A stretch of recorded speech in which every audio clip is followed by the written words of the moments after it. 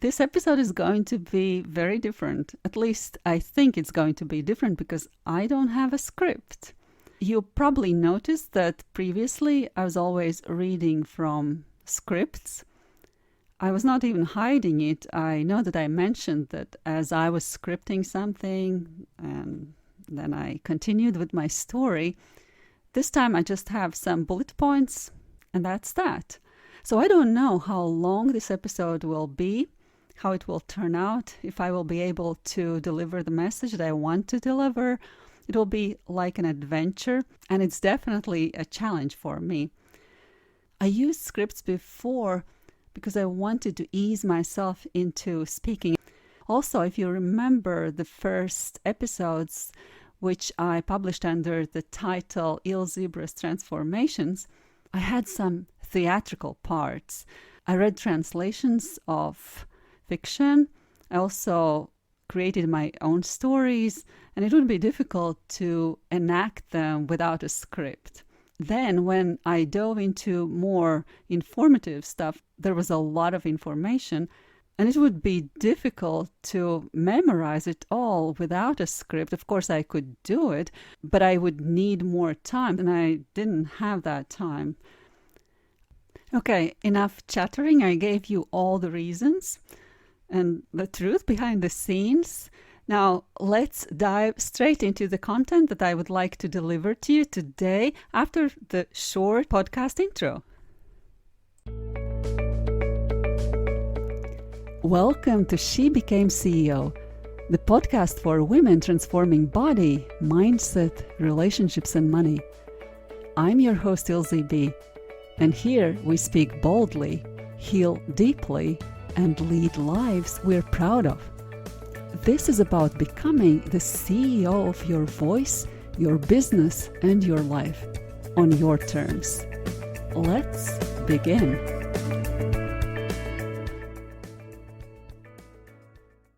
If you listen to episode 22, you'll probably remember me describing three women, Ellen, Marta, and Nicole. All these three women were in a situation that was not satisfactory for them, but they didn't know yet that they can change it. You know, we've all been in a situation where we know that the change is coming, but we are also afraid of the change. Those women were thinking to themselves that maybe building their own business would be a solution to their situation, but they didn't know how to. Marta's situation was a little different because she actually had a nice environment at home, but she was from South Mexico and she felt that she hadn't integrated in the American society the way she wanted to integrate and belong and do things together. And she also wanted to create something like a legacy for her family, her grandchildren. But her pain point was her English. And if she wanted to build a business or just a product to sell, she felt that she would need to speak better English. I think she was just shy of her accent. Why I was describing these three women in particular is because I have had those symptoms. I see myself within those three women. And because I have dealt with similar problems that they are dealing with, and I have dealt with all of those problems, I now want to offer my knowledge and share my experience so that that transition is easier for people like Ellen, Marta, and Nicole, and so many others that I know exist. I also know that in so many cases, I'd say in most cases, people stay in toxic or painful situations because they think that they cannot afford to leave those situations or to change those situations. So money is the factor. Yet there are not that many conversations that women have when they get together about money. And I mean in-depth conversations. Sure, they would mention to each other, usually between close friends, that they struggle with the money and maybe even admit that they stay in a relationship because they feel that they would not be able to sustain by themselves and take care of their kids. But women don't teach each other about the money if they have figured something out, or don't really point each other toward resources. Women just assume that this is not a topic for women to discuss. It's just culture, I'd say. So if we are not openly addressing what's not working, we will keep getting the same results. But the time doesn't stay still. We are getting older. How long are you going to wait? Some women say until their kids are out of the house, and that's a legitimate reason.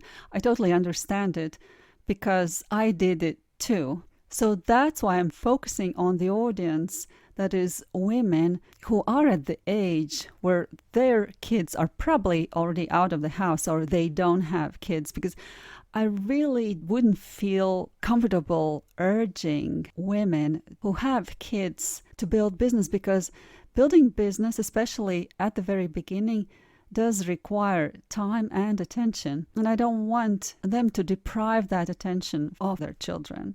They are there with them for a very limited time. That time will pass by really, really quickly. What they could do is to allocate some time and educate themselves about the money and about business, because maybe that time will come when they decide to build their own thing. That would be wonderful, because business teaches a person so much about all kinds of things. As regards women in their late 40s, 50s, 60s, and beyond, you ladies don't have that much time, and I think that maybe it's the time to start acting. In my previous episode, I said something that I really believe in, that it's not too late to start building your wealth when you are in your 50s or 60s. In fact, I believe that this is a great time to start, because you're really not starting from scratch, even though it might feel so, because over the decades, you have built knowledge and you probably have valuable skills. But at this stage of life, we need different strategies, because the strategies that will work for the 20 or 30-year-olds won't work for you if you want to build wealth. And remember, I mentioned that in order to retire at 65, you need $1 million invested to live on about $40,000 a year. If you don't have that much money accumulated, then you need to start accumulate it. And it will be really difficult to do so if you are only counting on passive income.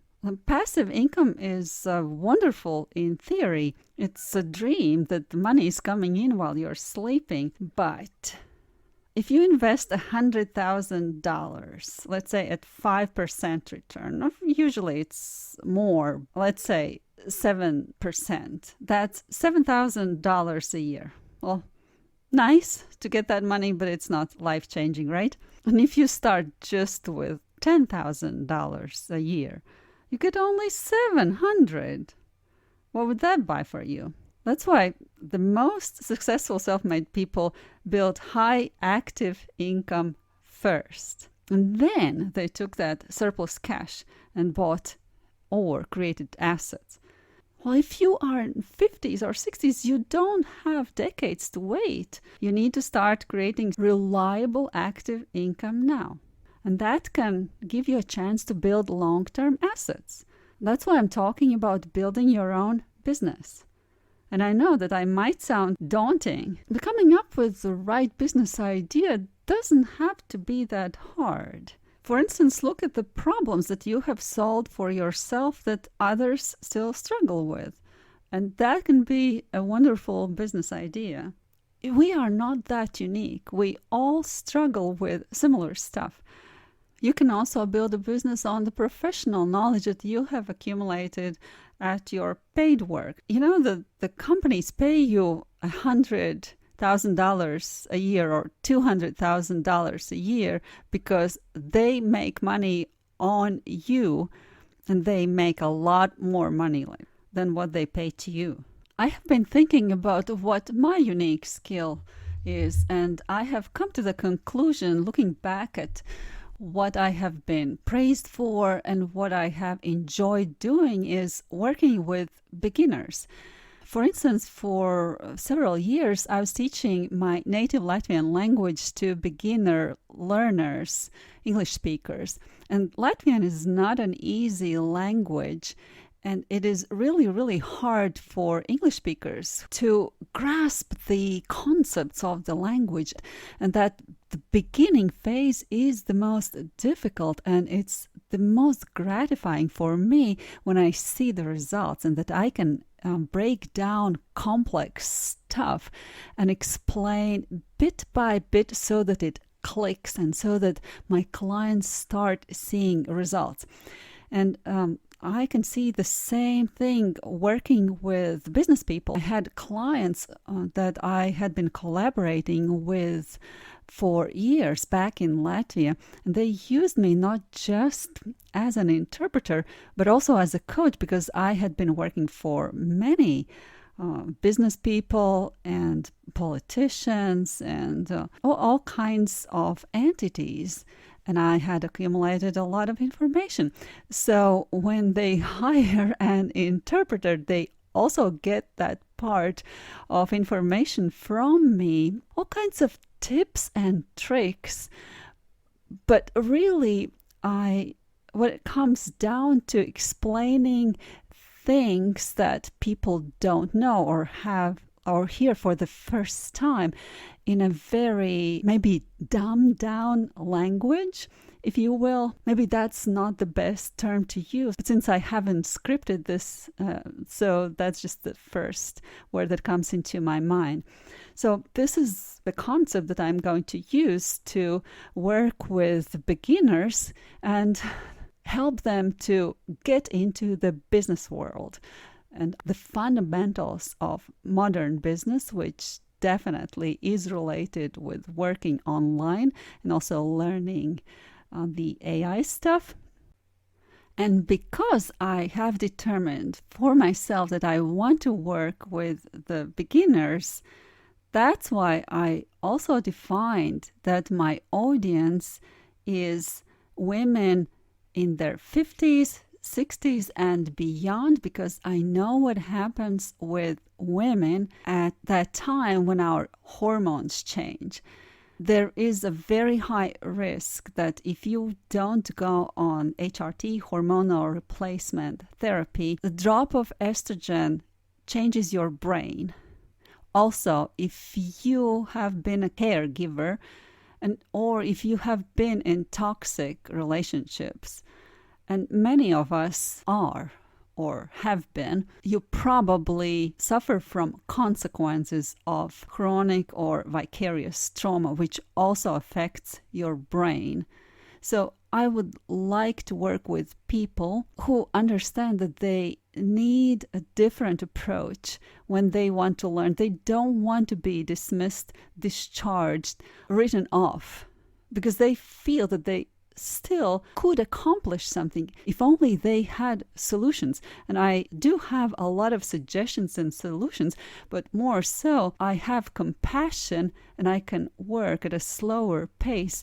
I do want to give that chance to the people who are often disregarded, if you will. What I'm trying to say by that is that if you are a younger woman or if you are a man at any age, but you want to learn with me or work with me, having learned that this is what I offer, I'm not going to discriminate against you. I have even written down a description of a man and given him a name, David, who could be my client based on several characteristic features. But I will share that with you some other time, perhaps in the next episode. So to return to the previous thought, the program that I am creating is for people who are considering building their own businesses, and they need to understand the fundamentals. They need to have that feeling that this is what they really want to do. This is what they believe that they can do.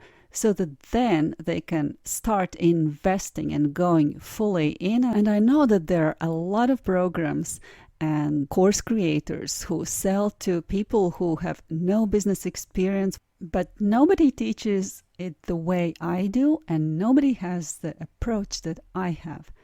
What I have in mind is integrating methods that I used teaching the language, and I have worked with people with all kinds of learning challenges.